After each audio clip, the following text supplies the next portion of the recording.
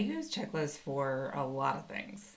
And I know that sounds almost too simple to be worth a video, but I think that checklists are magical and underused. And they're so helpful for work where there are a lot of moving pieces that need to happen in roughly the right order.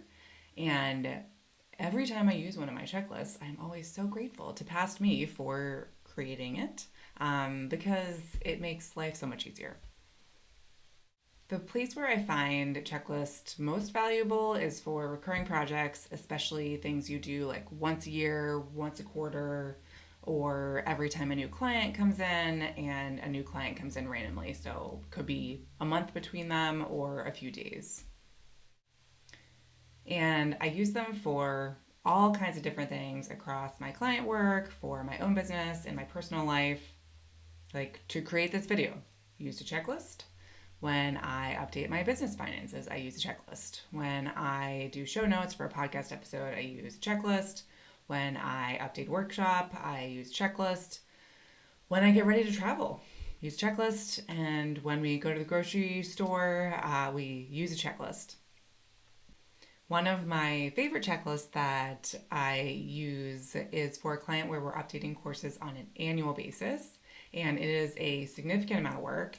There are so many moving pieces, things that need to happen in a specific sequence, details that are easy to miss if you're just trying to work from memory. And we even have some fairly detailed task lists in the client's task manager, but I needed like a super duper detailed version that would have created chaos, I think, in their task manager. So I built a checklist in Google Docs that's like all the fine print details of it all. And every time we've gone through the course updating process since I started using that checklist, just breathe like a big sigh of relief because I'm not worried about things dropping through the cracks because it's all in there. Anyway, I'm not going to show you that specific one, but I'll show you an example that's set up similarly. I have some simple PDF calendars on Etsy, and they're super simple, but there are a decent amount of steps involved in the process and updating them for each year. So, of course, I have a checklist. All right, here we are in the Google Doc checklist document. Obviously, very simple structure. We've got a Google Doc with multiple tabs. Each tab is a separate part of the project. So for these calendars, I'm creating the files in Google Slides. So that gets a tab. And then I'm PDFing them. That gets a tab. I'm making Canva images for the Etsy listings. I'm creating the Etsy listings. I'm creating monthly calendars. And then I'm creating Etsy listings for the monthly calendars. So these are just like the bigger chunks of this overall project.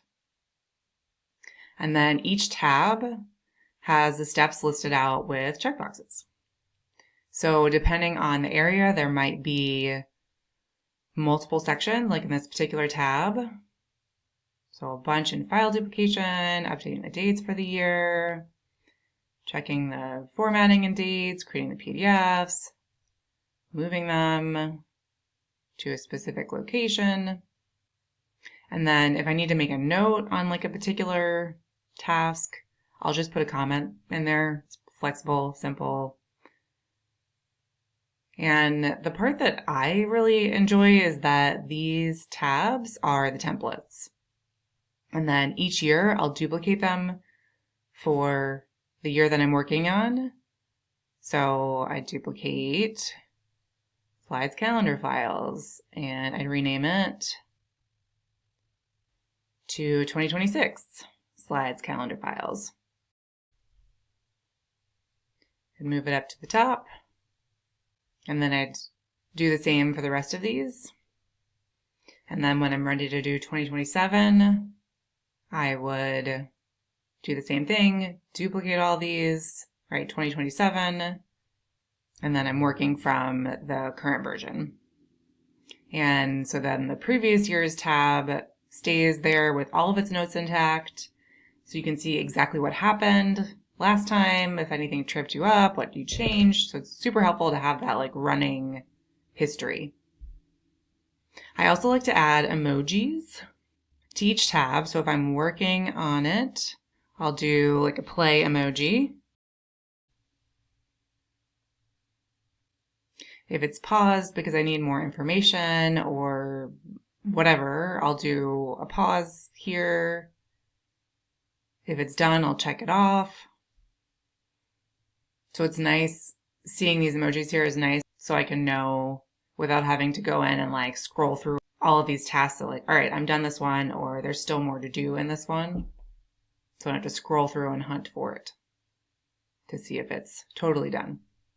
So over time, you end up with like a running history of how the project has gone each year.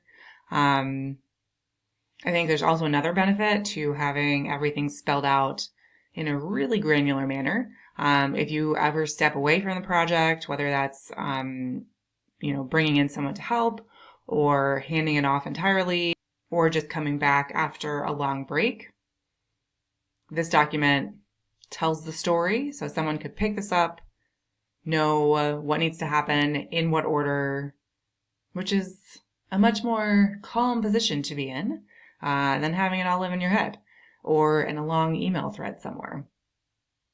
So checklists are certainly not the most glamorous thing.